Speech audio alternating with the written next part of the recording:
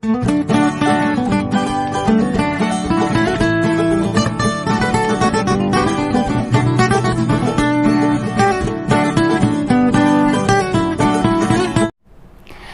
friends, welcome back to the wonderful channel of Chemology Crackers. I am Aishwarya ma'am and I am back to you with another yet wonderful part of human health and disease. Right? तो बच्चों last class में हमने देखा था different types of secondary lymphoid organs and different types of immunity. Right? आज के class में हम इनेट इम्यूनिटी के जो भी बैरियर और कॉम्प्लीमेंट सिस्टम हम लास्ट क्लास में देखे थे, आज हम उसको स्टडी करने वाले हैं. बट अगर आपको नहीं पता है कि इनेट इम्यूनिटी क्या होता है, रिक्वायर्ड इम्यूनिटी क्या होता है, the previous links of the lecture will be given in the description box below, plus in the I button right this side है ना, यहां पे आपको आई बटन मिल जाएगा, आप उसको क्लिक करके वीडियो देख सकते हो. ओके राइट, चलो नेक्स्ट हम लोग स्टार्ट करते हैं with human health and disease. इनेट immunity के जो 4 बैरियर्स थे एंड एक कॉम्प्लीमेंट सिस्टम था, वो एक्चुअली होता क्या है.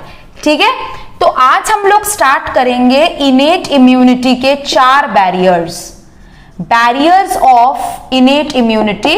There are 4 barriers, we will start with that. Okay, अब कौन से बैरियर होते हैं. पहला है आपका फिजिकल बैरियर. ठीक है, the first one is physical barrier, है ना. The second one is physiological barrier.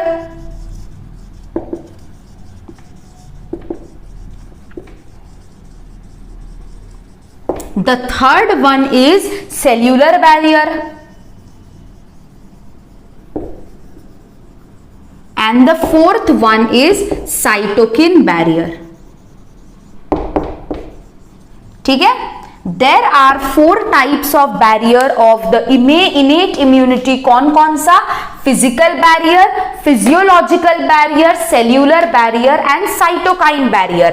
Physical barrier and physiological barrier forms the body's first line of defence. मैंने लास्ट क्लास में बोला था ना, innate immunity forms the bodies first and second line of defence. Physical and physiological barriers form the first line of defence and cellular and cytokine barriers forms the second line of defence. Right, तो first line of defence में पहले जो हमें पढ़ना है that is the physical barrier. ठीक है ना, पहला हमारा हेडिंग क्या रहेगा? Physical barrier.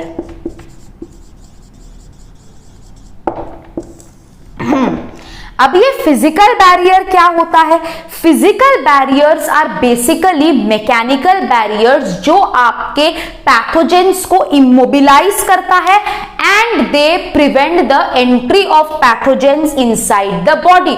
So what are physical barriers? Physical barriers are mechanical barriers which prevent the entry of pathogen and immobilize them. ठीक है, पैथोजेन को एंट्री नहीं करने देता है, पैथोजेन को इमोबिलाइज कर देता है ताकि वो जो पैथोजेन है वो हमारे बॉडी के अंदर आके हमें कोई नुकसान ना पहुंचा सके. ठीक है, इसका पहला एग्जाम्पल क्या है? स्किन में एक बहुत सा टफ आउटर बैरियर रहता है which is known as the stratum corneum. Stratum corneum क्या करता है? It prevents the entry of bacteria and virus. So in your skin there is a very tough layer जिसको हम स्ट्रेटम कॉर्नियम बोलते हैं and it prevents the entry of bacteria और virus. Clear? तो इसका पहला एग्जाम्पल क्या है? पहला एग्जाम्पल है outer tough layer of skin जिसको हम क्या बोलते हैं? जिसको हम बोलते हैं स्ट्रेटम कॉर्नियम. क्या बोलते हैं? Stratum corneum. ये स्ट्रेटम कॉर्नियम क्या करता है? It prevents the entry of bacteria and virus. क्या करता है? prevents the entry of bacteria and virus. Right, it prevents the entry of bacteria and virus. Next है आपका म्यूकोसा। जैसा कि मैंने आपको मैल्ट में पढ़ाया था, there is a mucosa membrane, there is a mucosa layer जो म्यूकस रिलीज करता है, साथ ही साथ में रहता है सीलिया।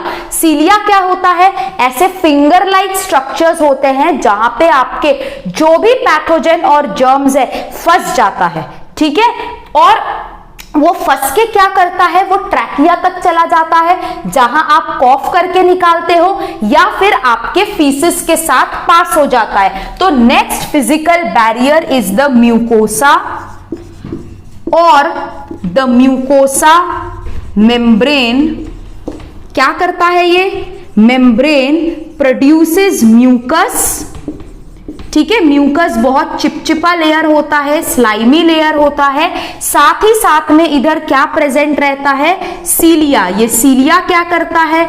इधर आपके जर्म्स या फिर पैथोजन ट्रैप हो जाता है, ठीक है। Traps germs plus micro organisms जो है आपके ट्रैप हो जाते हैं, ठीक है। ट्रैप होके ये फिर कहां पे चला जाता है?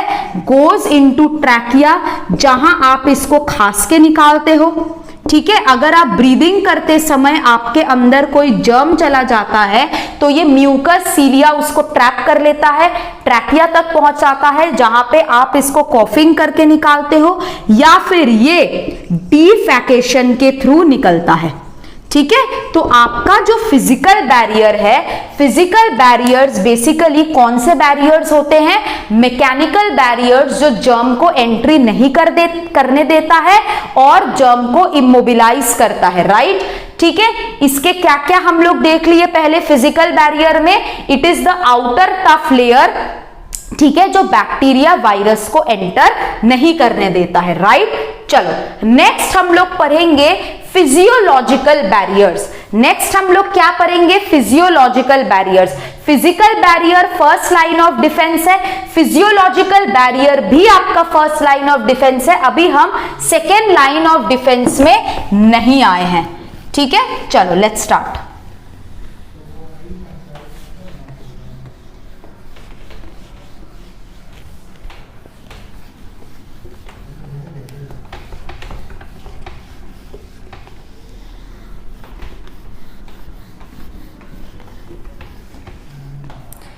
ठीक है, चलो नेक्स्ट है physiological barriers. The second type of barrier is physiological barriers.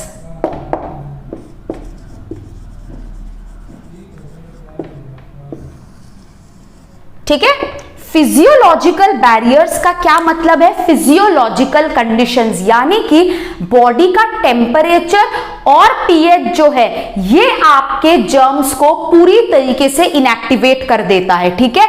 तो फिजियोलॉजिकल बैरियर्स में क्या आता है? स्पेसिफिक पीएच या फिर आपका टेम्परेचर, ठीक है। फिजियोलॉजिकल कंडीशन, स्पेसिफिक पीएच और टेम्परेचर जो है ये आपके जर्म को पूरी तरीके से इनएक्टिवेट कर देता है, राइट। इसके एग्जांपल्स क्या है? फॉर एग्जांपल आपका यूरिन जो है वो एसिडिक होता है, स्टमक का जो पीएच है वो 2 होता है, क्योंकि खाने के साथ आपके जो भी जर्म्स जाते हैं HCl उसको किल कर देता है। साथ ही साथ में जो वजाइना होते हैं फीमेल्स में, वहां भी एसिडिक पीएच रहता है, वहां पे एक बैक्टीरिया भी रहता है जो नेचुरल फ्लोरा होता है, that is the lactobacillus bacteria, right.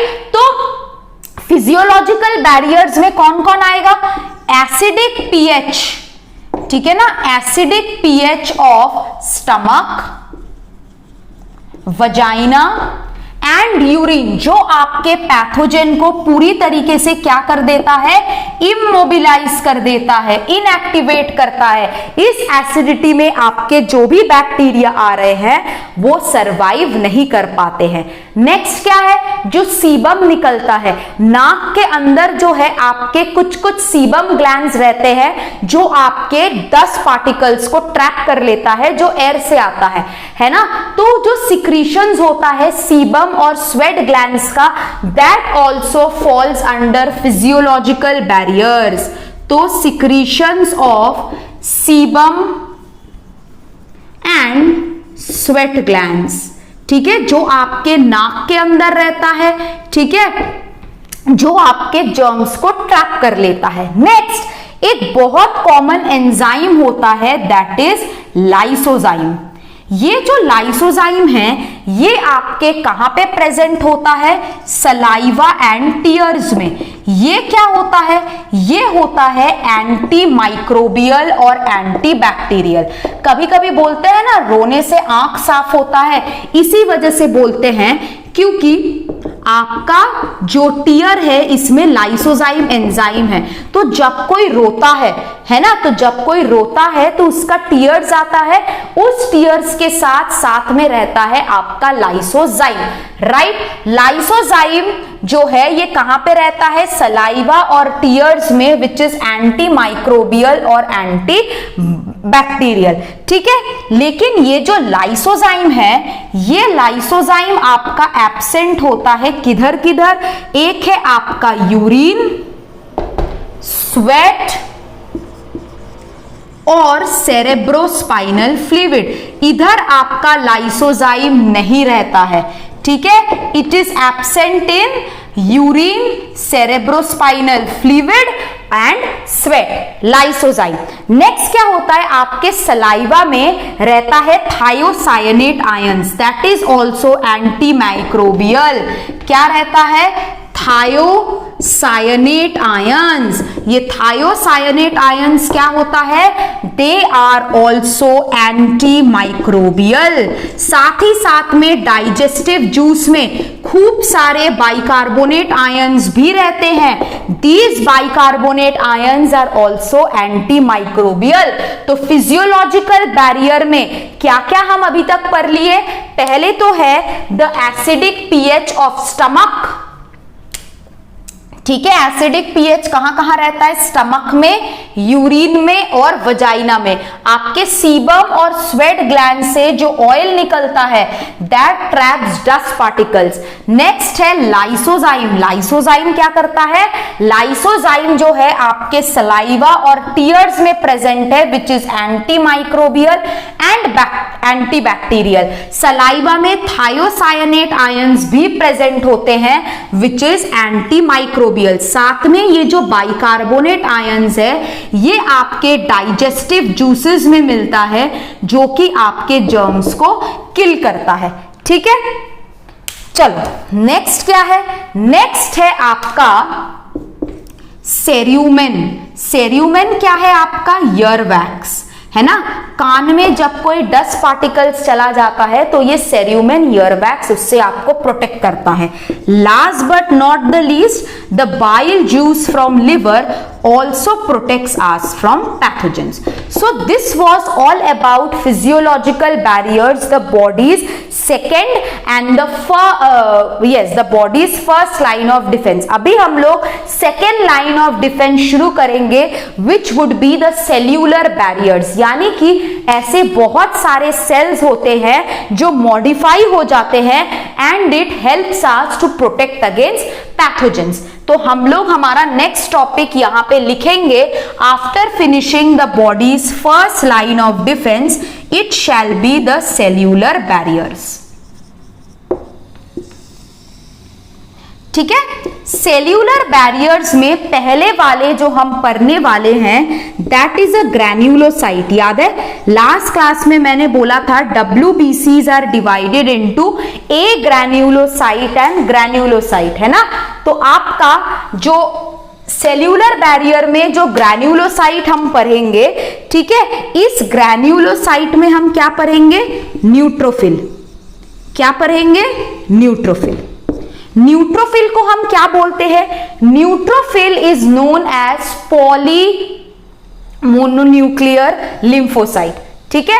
So neutrophil is also known as PMNL. What is PMNL? It is the polymorphonuclear leukocyte, ठीक है, polymorphonuclear leukocyte। ये जो आपका सेल्यूलर बैरियर में हम न्यूट्रोफिल पढ़ रहे हैं, it is consist about 40 to 70% of blood WBCs जो है वो न्यूट्रोफिल ही होते हैं, राइट। न्यूट्रोफिल क्या करता है, ये मोटाइल होता है, मोटाइल होता है तो ये क्या करेगा, फैगोसाइटोसिस, जिससे आपके जर्म्स जो है वो किल हो जाएंगे। फैगोसिटोसिस क्या होता है, मैंने बोला है, phagocytosis is the amoeboid movement of WBC by which they kill pathogens और जर्म्स, इट इज फैगोसाइटोसिस। तो आपका जो न्यूट्रोफिल है it is 40 to 70% of blood WBCs, यानी कि the maximum WBC that is present in our body is the neutrophil. तो पहला cellular barrier में हम कौन सा सेल पढ़े हैं, it is the neutrophil which is a granulocyte, right. अब हम नेक्स्ट पढ़ेंगे, ठीक है। सेल्यूलर बैरियर में हमारा नेक्स्ट सेल क्या होगा देख लेते हैं।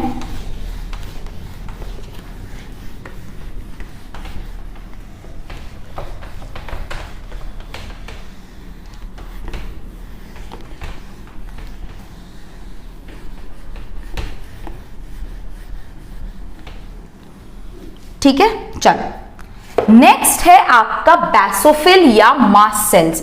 सेल्यूलर बैरियर में the second cell that we are going to study is about basophil और मास्ट सेल्स। मैं इसके बारे में आपको एलर्जिक कंडीशन में आपको इसके बारे में और बताऊंगी।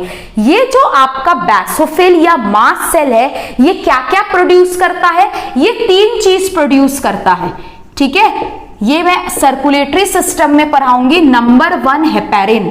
हेपेरिन क्या होता है, it is a anti coagulant, मतलब ब्लड क्लॉटिंग नहीं होने देता है। कैसे, देखो जब भी तुमको कट आता है, चोट आता है तो ब्लड क्लॉट हो जाता है, लेकिन तुम्हारे बॉडी के अंदर कंटिन्यूअसली ब्लड फ्लो कर रहा है, there is a continuous flow of blood, तो ये ब्लड कभी क्लॉट नहीं होता। कभी सोचे हो बॉडी के अंदर ब्लड क्यों नहीं क्लॉट होता है, इसलिए क्लॉट नहीं होता है क्योंकि हेपेरिन रहता है जो क्लॉट नहीं होने देता है। जब आपको कभी चोट लगती है तो ये हेपेरिन इनएक्टिवेट हो जाता है ताकि आपके चोट के पास ब्लड क्लॉट हो सके, ठीक है। और क्या क्या प्रोड्यूस करता है, सेरोटोनिन। सेरोटोनिन क्या है, ये वैसो कंस्ट्रिक्टर है, ये ब्लड वेसल्स को कंस्ट्रिक्ट करता है यानी कि पतला बनाता है, ठीक है। वैसो कॉन्स्ट्रिक्टर के बाद है आपका हिस्टामिन। हिस्टामिन क्या करता है, इट इज अ वैसोडाइलेटर, ये ब्लड वेसल को थिक बनाता है, उसको डायलेट करता है, उसको मोटा बनाता है, ठीक है। The third number granulocyte, it is this basophil is also a granulocyte. The third granulocyte is the eosinophil, ठीक है, ईस्नोफिल। द थर्ड ग्रैन्युलोसाइट जो है वो ईस्नोफिल है। ईस्नोफिल क्या होता है, ईस्नोफिल जो है ये नॉन मोटाइल होता है, ये मूव नहीं कर पाता है। अगर ये नॉन मोटाइल होगा तो ये नॉन फैगोसिटिक भी होगा। अगर मूव नहीं कर पा रहा है तो फैगोसाइटोसिस कैसे करेगा। तो ईस्नोफिल क्या होता है, बैसोफिल हो गया। ईस्नोफिल क्या होता है, it is non motile and non phagocytic. Non motile and ये क्या होता है, नॉन फैगोसाइटिक होता है, राइट। इसके अलावा क्या होता है, जब आपके बॉडी में है ना, जब आपके बॉडी में एलर्जी होता है तब इसका नंबर इंक्रीज होता है, ठीक है। It's number increases with allergy, ठीक है।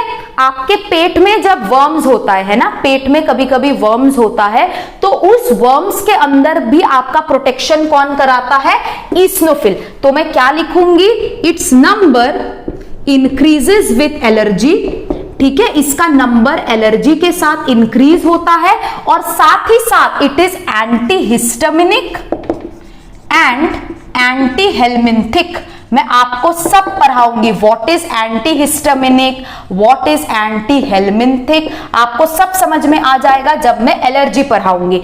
तो और ये क्या करता है, ये आपके पैरासाइट्स को डिस्ट्रॉय करता है। जैसा कि मैंने बोला ये एंटी हेलमिंथिक होता है, यानी कि हेलमिंथेस वर्म्स को क्या करता है, डिस्ट्रॉय करता है। आपने पढ़ा होगा एनिमल किंगडम में platyhelminthes, aschelminthes, nemathelminthes. तो हेलमिंथस मतलब वर्म्स, यानी कि ये एंटी हेलमिंथिक है, वर्म्स के अगेंस्ट काम करता है। कैसे, releases lysozyme to kill the parasite. साथ ही साथ में it is very useful in dissolving blood clots. ठीक है, डिसॉल्व्स ब्लड क्लॉट्स। ठीक है, ब्लड क्लॉट्स को ये डिसॉल्व करता है। The next cell is a granulocyte, the name is monocyte. Next क्या है, नेक्स्ट है हमारा मोनोसाइट। ये क्या है, दिस इज ए ग्रैन्युलोसाइट। ये क्या है, ये ए ग्रैन्युलोसाइट है। सबसे लार्जेस्ट है अमंग डब्ल्यूबीसीज। डब्ल्यूबीसीज में सबसे लार्जेस्ट सेल आपका क्या होता है, मोनोसाइट। ठीक है, लार्जेस्ट सेल ऑफ डब्ल्यूबीसी। ठीक है, ये क्या होता है, ये मोटाइल होता है। मोटाइल होगा मतलब ये क्या होगा, ये फैगोसिटिक होगा, राइट। तो ये मोटाइल होता है, ये फैगोसिटिक होता है, यानी कि ये एनगल्फ करता है आपके जो भी फॉरेन मटेरियल है।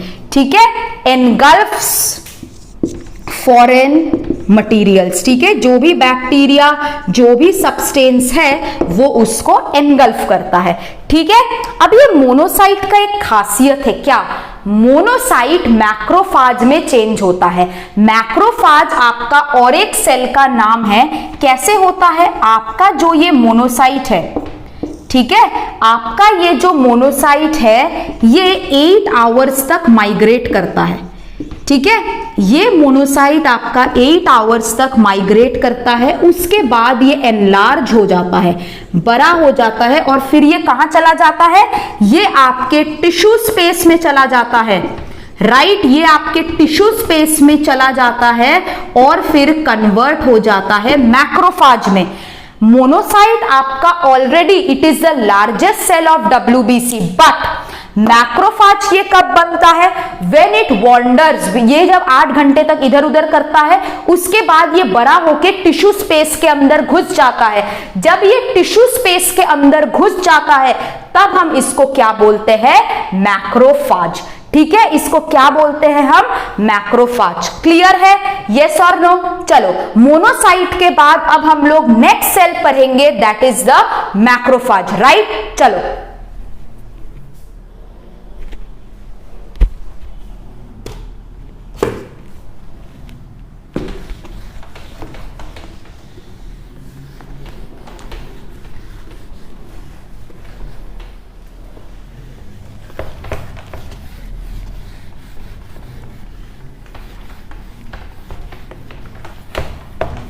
चलो अब हम लोग नेक्स्ट स्टार्ट करते हैं मैक्रोफाजेस। मैंने मैक्रोफाजेस के बारे में आपको क्या बताया था, मैक्रोफाजेस आर मॉडिफाइड मोनोसाइट्स। क्या है ये, दे आर मॉडिफाइड मोनोसाइट्स। ठीक है, अब ये जो मैक्रोफाजेस है ये क्या होता है, इसमें ये जो आपका मॉडिफाइड मोनोसाइट्स है ये जब टिश्यू स्पेस में जाता है इसको हम मैक्रोफाज बोलते हैं। लेकिन मैक्रोफाज के 2 टाइप होते हैं, एक होता है आपका फिक्स्ड मैक्रोफाज। ठीक है, ये फिक्स्ड मैक्रोफाज आपका कहां पे रहता है, it stage in tissue space. कहां पे रहता है ये, टिश्यू स्पेस में। दूसरा होता है आपका वॉन्डरिंग मैक्रोफाज। क्या होता है, वॉन्डरिंग मैक्रोफाज। ये जो आपका वॉन्डरिंग मैक्रोफाज है इसको हम बोलते हैं हिस्टोसाइट्स। और ये कहां पे प्रेजेंट होता है, जब ये ऑर्गन में प्रेजेंट होता है तब it is known as wandering macrophage. जब ये अपना घर टिश्यू स्पेस में बनाया है this is known as wandering macrophage, और जब ये टिश्यू में बनाया है तब it is known as fixed macrophage. तो फिक्स्ड मैक्रोफाज मतलब monocytes when they come in the tissue space it is known as fixed macrophage. Monocyte when they come in the organ it is known as wandering macrophage या फिर हिस्टोसाइट। ठीक है, इसके examples क्या क्या है? जो आपके बोन्स के ऑस्टियोक्लास्ट है, ठीक है, ऑस्टियोक्लास्ट ऑफ बोन्स, जो बोन सेल्स को डिस्ट्रॉय करता है, ठीक है, ऑस्टियोक्लास्ट ऑफ बोन्स, ठीक है, जो बोन से कैल्शियम आयन को बाहर निकलता है, बोन का डिस्ट्रक्शन करता है। नेक्स्ट है very important phagocytic Kupffer cells of liver, ठीक है, Kupffer cells of liver. Next क्या है? डस्ट सेल्स ऑफ एल्वियोली, जो आपके एल्वियोली में एल्वियोलर माइक्रोफाज रहता है, it is known as dust cells, PAM, dust cells, ठीक है। कहां पे रहता है ये? एल्वियोली में। It is known as pulmonary alveolar microphage, pulmonary alveolar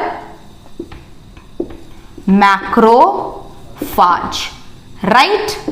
next क्या है? नेक्स्ट है आपका जो आपका माइक्रोग्लियल सेल्स है ऑफ ब्रेन, ठीक है, microglial cells of brain, it is an also an examples of macrophage. What is this? Microglial cells of brain. Next क्या है? जो आपके कनेक्टिव टिश्यू के हिस्टोसाइट्स हैं, ठीक है, जो मैक्रोफाजेस आपके कनेक्टिव टिश्यू में रहते हैं, हिस्टोसाइट्स, ठीक है, this is also an example. And the last example is glomerular mesangial cells of kidney, these are also macrophages, glomerular mesangial cells of kidney. ये सारे एग्जाम्पल्स आपके किसके हैं? वेरी वेरी इंपॉर्टेंट, इसीलिए मैंने ब्लू कलर से लिखा है इसको।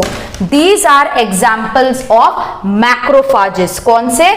Osteoclast of bones, Kupffer cells of liver, dust cells of lungs, जिसको हम पल्मोनरी एल्वियोलर मैक्रोफाज बोलते हैं, microglial cells of brain, histiocytes of connective tissue, and the last one is glomerular mesangial cells of kidney. Right, this was all about macrophages. Now we are going to study the second type of cell, जिसका नाम है natural killer cell, murderer है ये, ठीक है, natural killer cells, या फिर हम इसको क्या बोलते हैं? NK cells, ठीक है, natural killer cells या फिर NK cells, ठीक है। नेचुरल किलर सेल जो है ये आपका कहां पे मिलता है? It is found in spleen and red bone marrow, ठीक है, कहां पे मिलता है ये? Found in spleen and red bone marrow. इसका मारने का अलग तरीका होता है, इससे कुछ केमिकल्स निकलते हैं जो आपके सेल में छेद कर देता है, पोर कर देता है, और उस सेल के अंदर जब पानी चला जाता है सेल स्वेल करता है और वो फट जाता है। तो इसका ये अनोखा एक टेक्निक है जिससे आपका नेचुरल किलर सेल जो है मारता है बाय सिक्रीटिंग केमिकल्स। वो केमिकल्स आपका पोर बनाता है सेल में, उसमें से पानी घुसता है, सेल फूल जाता है और सेल बस्ट कर जाता है, ठीक है। नेचुरल किलर सेल जो है नॉर्मल सेल्स और कैंसरस सेल्स और इंफेक्टेड सेल्स को भी मारता है। नेचुरल किलर सेल्स क्या करता है? डिस्ट्रॉयज नॉर्मल इंफेक्टेड सेल्स, ठीक है, नॉर्मल इंफेक्टेड सेल्स को डिस्ट्रॉय करता है, वायरस इंफेक्टेड सेल्स को डिस्ट्रॉय करता है, एंड और किसको डिस्ट्रॉय करता है? कैंसर इंफेक्टेड सेल्स को, ठीक है, कैंसर इंफेक्टेड सेल्स को डिस्ट्रॉय करता है। कैसे करता है? ये जो आपके नेचुरल किलर सेल्स है ये साइटोलिसिस करता है। साइटोलिसिस मतलब ये कुछ केमिकल्स रिलीज करता है, जैसा कि मैंने बोला आपके जो एनके सेल्स है ये क्या करता है? इट सिक्रीट्स, क्या सिक्रीट करता है? Very very important, granzymes and perforins, granzymes and perforins release करता है। और ये क्या करते हैं, ये परफोरिन्स और ग्रैंजाइम्स, ये परफोरिन और granzymes they create pores in the cell, cell के अंदर आपके पोर बना देता है, ठीक है, they create pores in the cell, ठीक है। और उस सेल के अंदर क्या होता है, वाटर एंटर करता है, सेल जो है वो स्वेल करता है और सेल के फूलने के बाद जो है सेल बस्ट करता है। तो नेचुरल किलर सेल क्या करता है, नेचुरल किलर सेल आपके सिक्रीट करता है ग्रैंजाइम्स और perforins by creating pores in the cell, hole कर देता है सेल में, उस होल से सेल के अंदर पानी चला जाता है, सेल स्वेल करता है और सेल बस्ट कर जाता है। इस चीज को हम क्या बोलते हैं, इस चीज को हम बोलते हैं साइटोलिसिस, यानी कि सेल का टूटना, ठीक है। तो कैसे होता है ये हम सबको समझ में आ गया है। इसीलिए आपका जो नेचुरल किलर सेल है इसको और एक नाम दिया जाता है, that is the peripheral blood lymphocyte. क्या बोला जाता है इसको, पेरिफेरल ब्लड लिम्फोसाइट, ठीक है। पेरिफेरल ब्लड लिम्फोसाइट मतलब कौन है, नेचुरल किलर सेल है, राइट। चलो नेक्स्ट हम लोग क्या देखते हैं, this NK killer cell results in apoptosis. Apoptosis मतलब क्या है, नेचुरल सेल डेथ, ठीक है।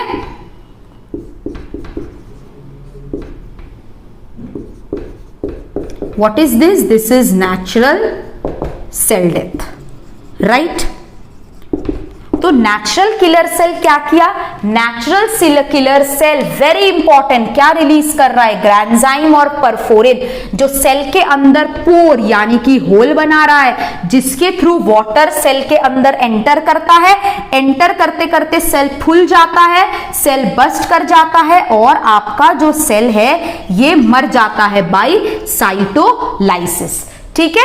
ये और क्या करता है, इसको मैं थोड़ा ठीक से लिख देती हूं, ये करता है आपका एपोप्टोसिस। क्या करता है, एपोप्टोसिस। एपोप्टोसिस मतलब क्या होता है, natural cell death. So I hope आपको सेल्यूलर बैरियर तक कोई प्रॉब्लम नहीं है, आपको cellular barrier that is the second line of defence आपको अच्छे से समझ में आया है, राइट। नेक्स्ट क्लास में हम लोग साइटोकाइन बैरियर स्टार्ट करेंगे। साइटोकाइन बैरियर के साथ साथ we will learn about acquired immunity and the blood complement system. तो आज हम लोग यहां तक करते हैं। अगर आपको ये वीडियो अच्छा लगता है और कुछ भी आपको यहां से सीखने को मिलता है तो काइंडली इसको लाइक, सब्सक्राइब और ज्यादा से ज्यादा शेयर करें। Thank you, bye bye, happy learning.